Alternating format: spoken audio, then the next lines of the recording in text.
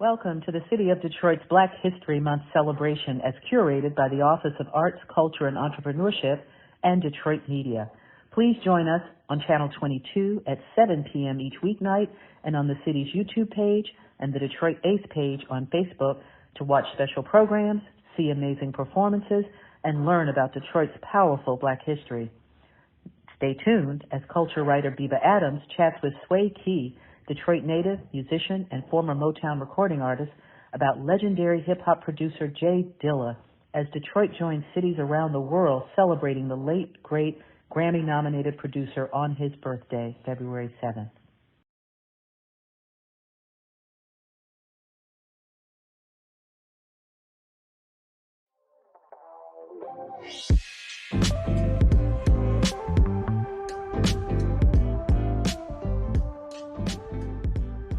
James DeWitt Yancey was born February 7, 1974, and died February 10, 2006. Better known by the stage names J-Dilla and J.D., he was an American record producer and rapper. He emerged in the mid-1990s from the underground scene here in Detroit, Michigan, as a member of the group Slum Village. He was also a member of the Soulquarians, a music collective active during the late 90s and early 2000s. Some of the musical acts that he's associated with and influenced include A Tribe Called Quest, Busta Rhymes, Common, De La Soul, Erykah Badu, and many, many more. So much of our conversation today is inspired by the release of the new book, Dilla Time, which is the life and afterlife of the hip-hop producer who reinvented rhythm, by Dan Charnas. Dan is an author, a film producer, and a professor of recorded music at NYU. And this book is equal parts musicology, biography, and a cultural history of this iconic producer who is also considered, one of the most underappreciated musical geniuses of our time. And he's from right here in Detroit, hailing from Coney Gardens, and we're happy to salute him during Black History Month. Welcome to more Black History Month programming from the city of Detroit, curated by the Office of Arts, Culture, and Entrepreneurship. My name is Biba Adams, and I'm going to do my best to take over today for the illustrious Rochelle Riley. Today we're going to be talking about the life and legacy of James J. Dilla Yancey, one of the greatest hip-hop producers of all time. With me is the fabulous Suai Kee, and I'm going to let her introduce herself. Thank you, Biba. Thanks for having me. My name is Suai Kee. I am a musician and former Motown Records artist. Right now I'm a developing artist, and I do A&R work and also direct an accelerator for artists in Detroit. All right, so Dilla Time, the new book is by Dan Charnas, who is a illustrious author and journalist.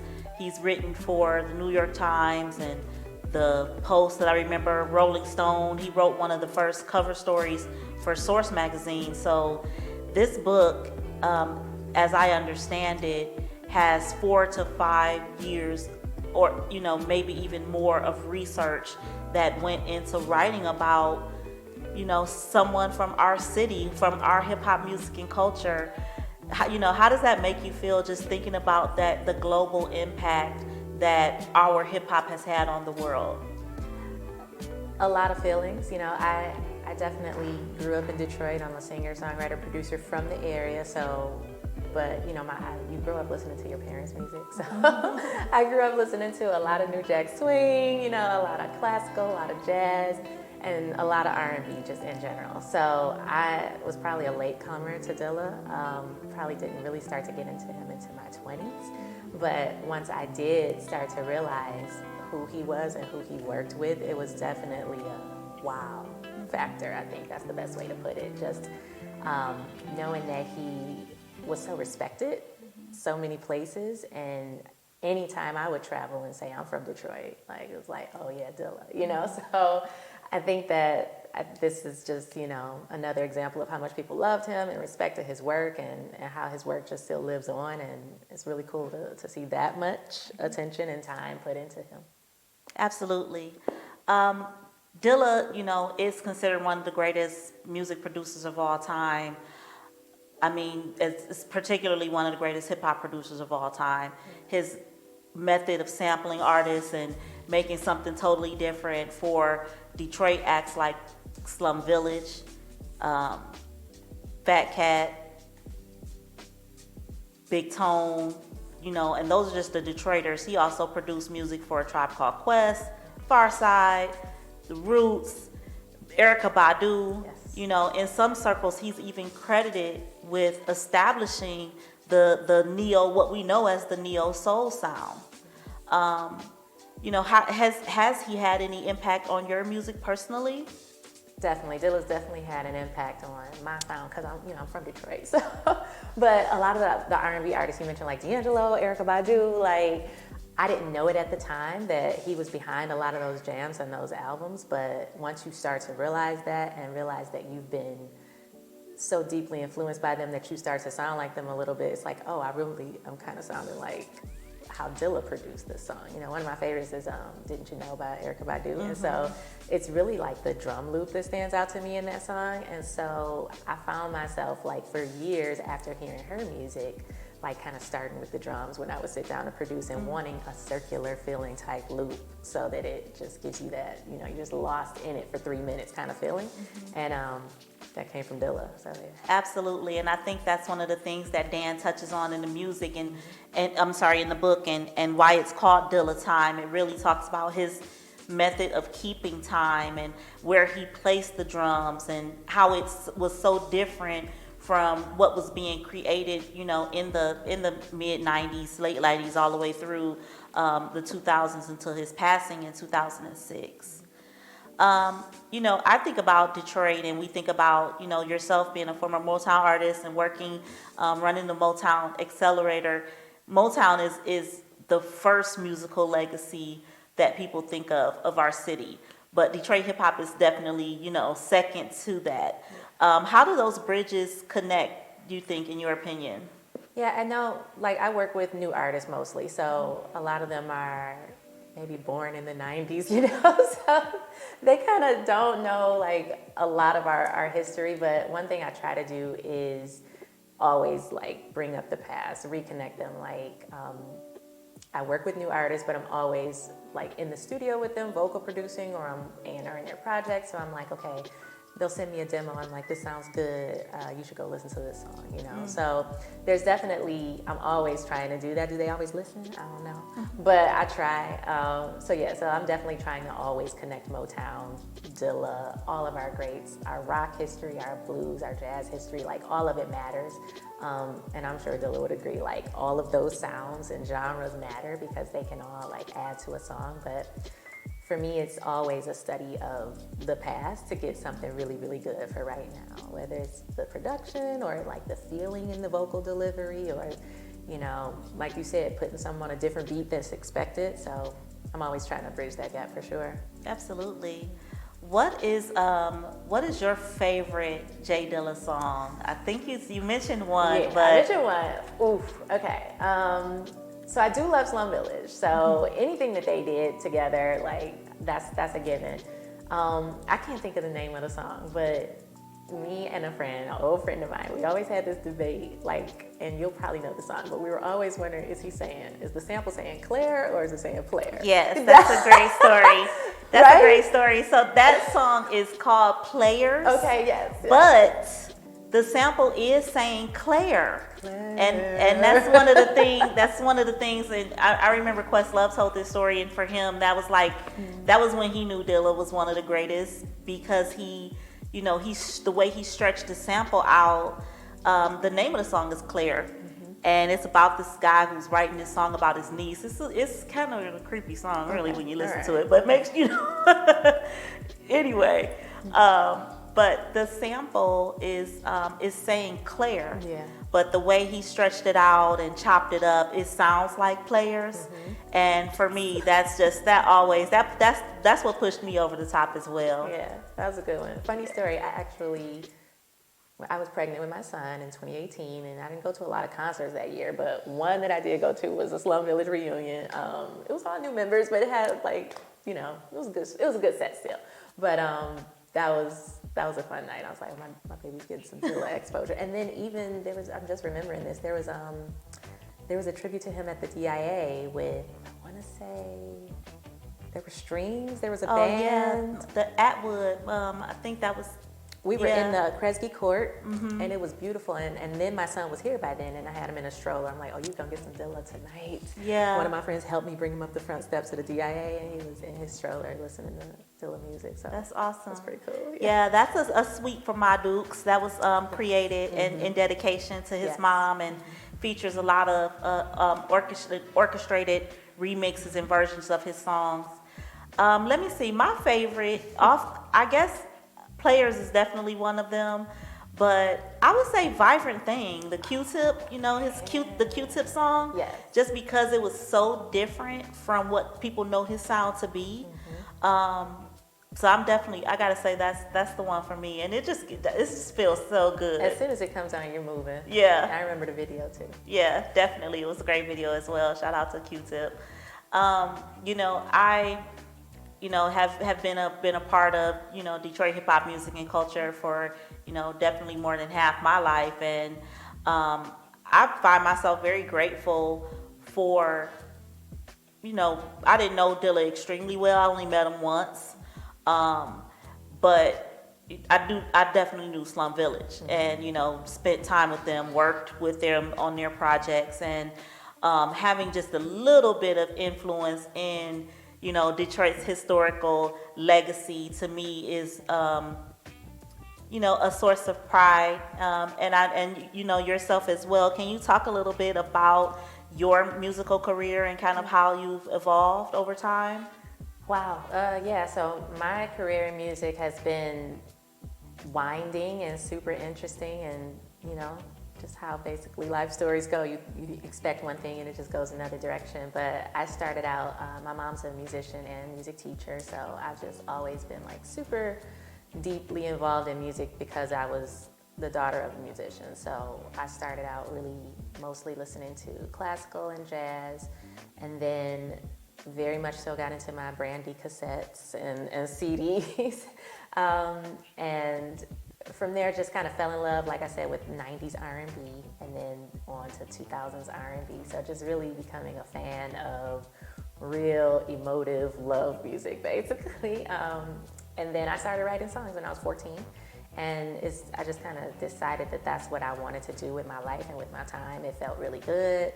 And I picked up piano and guitar and just kept doing those things. And I met someone who started shopping my demo around. And when I was 19, I got signed to Motown. I had an opportunity to audition for the president of the label at the time, and that's just something that doesn't happen now. You don't, because this was pre-Twitter, this was pre-Instagram, this is pre-TikTok, this is pre-everything.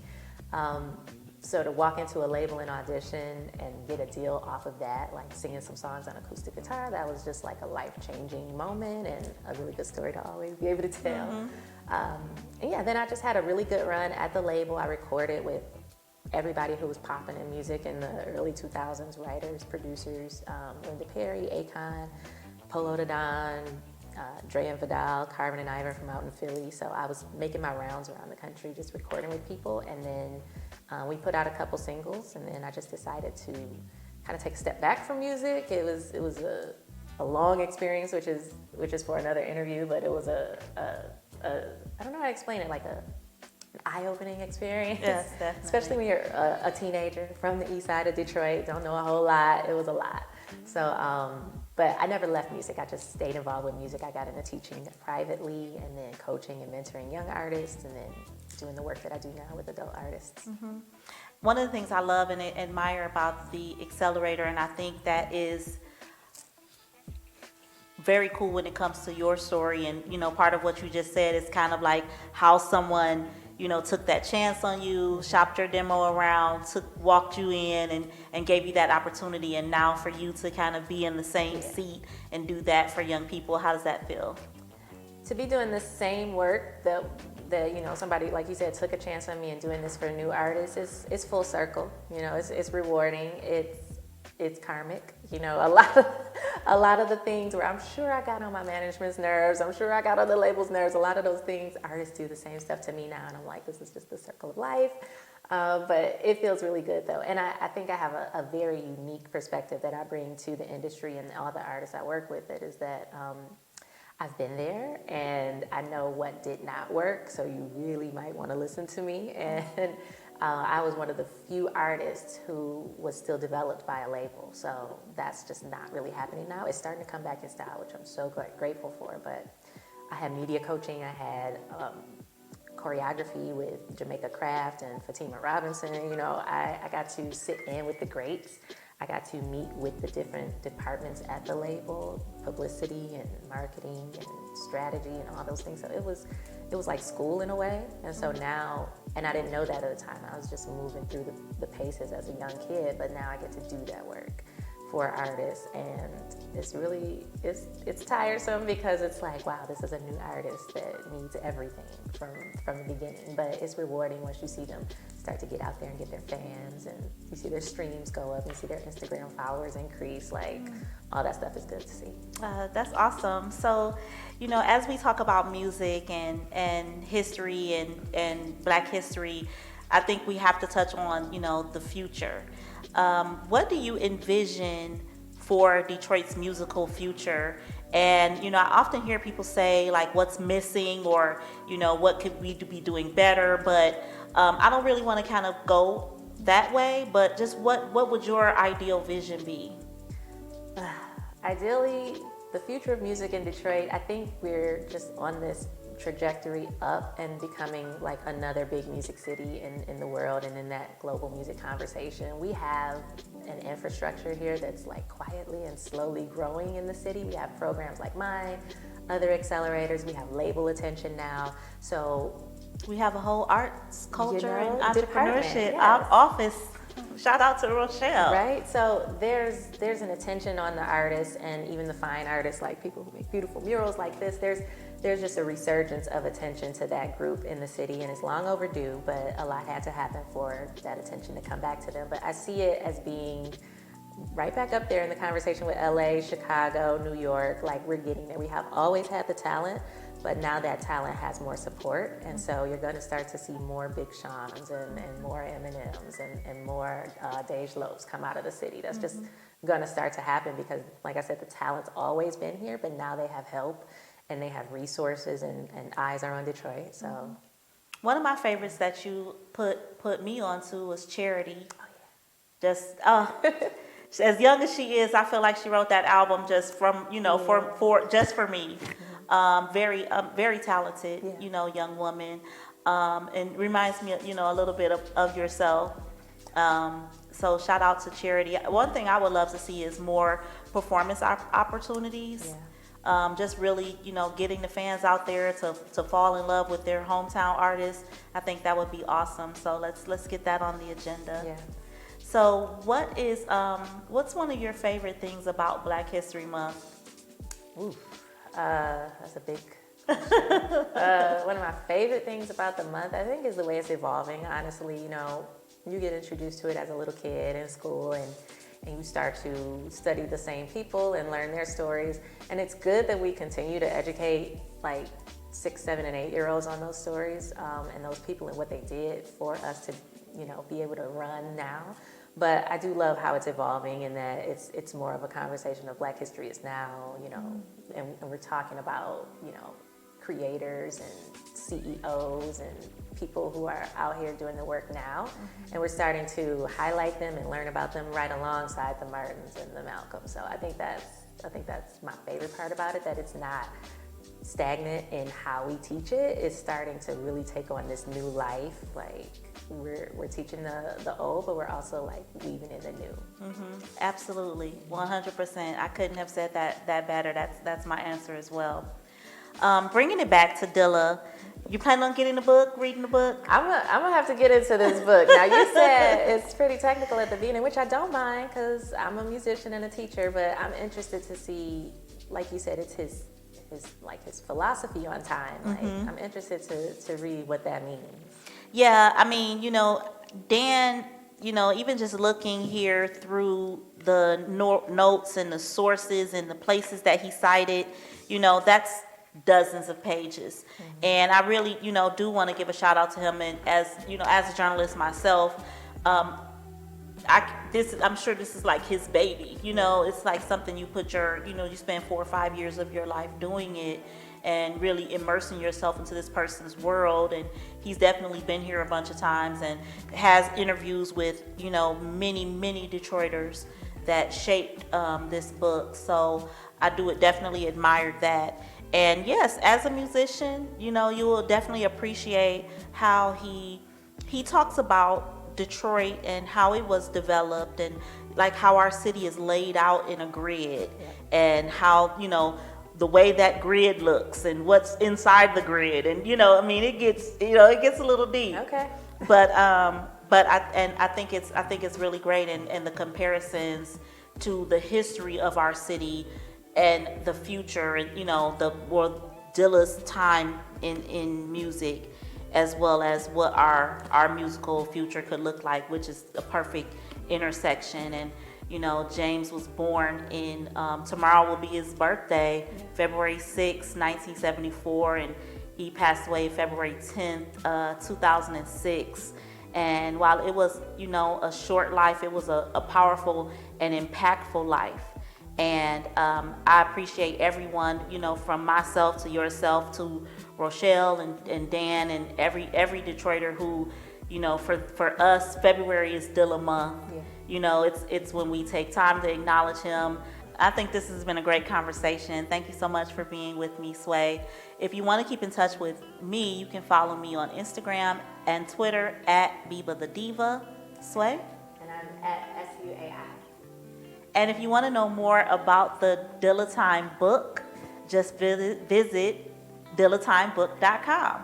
To learn more about James, visit the official Yancey family Instagram page at official J-Dilla. And we're both beaming because this was really fun and we're friends and it's great to sit down and catch up with your friends in these days and times. Yeah. So, thank you. Thank you, Suai.